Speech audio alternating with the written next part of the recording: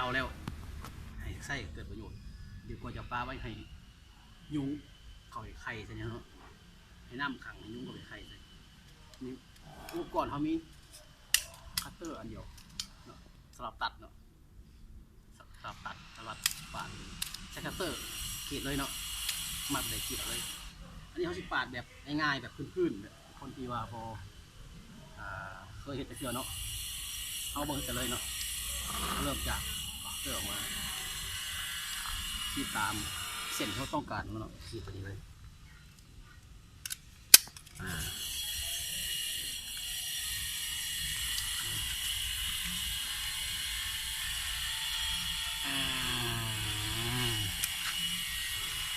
ขีดเข้าที่หนึ่งเข้าที่สอง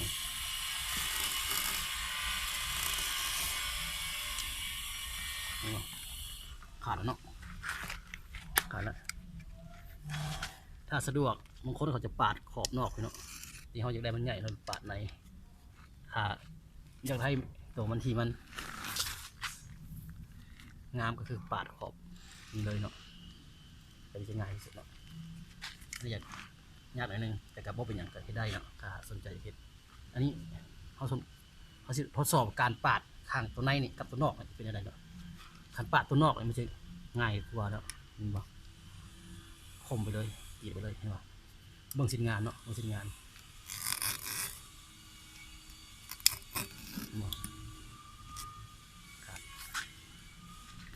ง่ายเลยเนาะ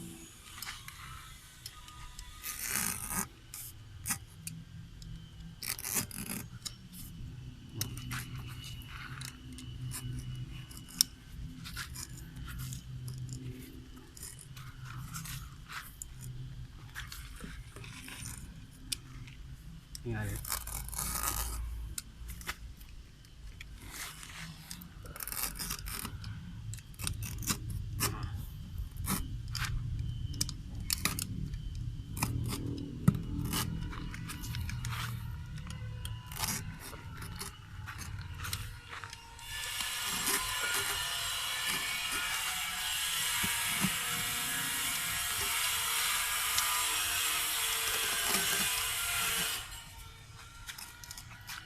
เอารอบเลยก็ได้เนาะรอบก่อน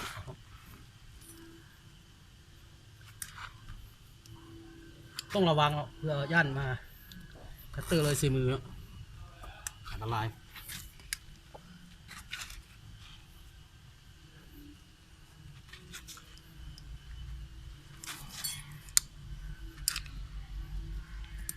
นี่หอบเราโมสเกตว่าชิ้นงานเป็นเลยเห็นป่ะมือนี้มันจะแตกเป็นทีเนาะ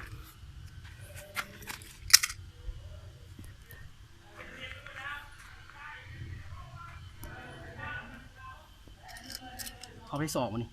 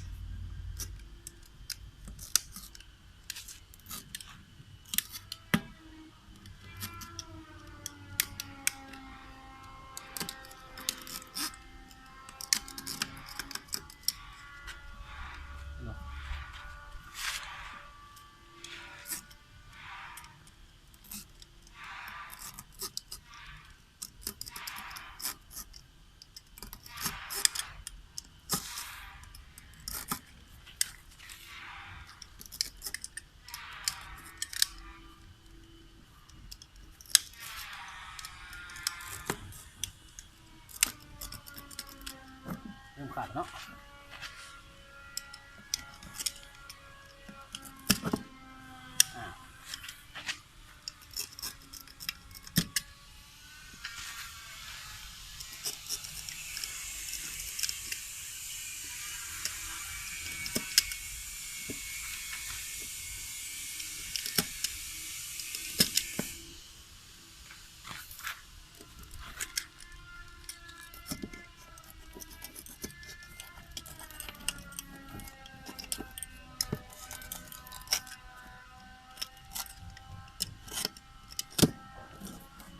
นี่เรียบร้อยเนาะตอนนี้เนาะเราจะได้จะเอาตัวนี้ไปปิ้นตัวขั้นตอนการปิ้นต้องมีเครื่อง